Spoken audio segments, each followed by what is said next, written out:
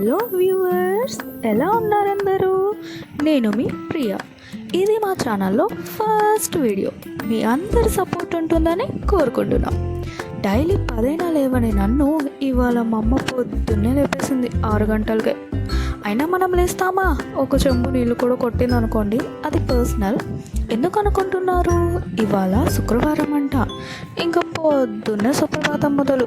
అయినా మనం చేసేదేం లేదనుకోండి, అందుకే ఇలా ఒక వీడియో తీసేసా. ఇంకా మా అమ్మ ముగ్గులు షురు. చూసేయండి మరి మా అమ్మ ముగ్గులు.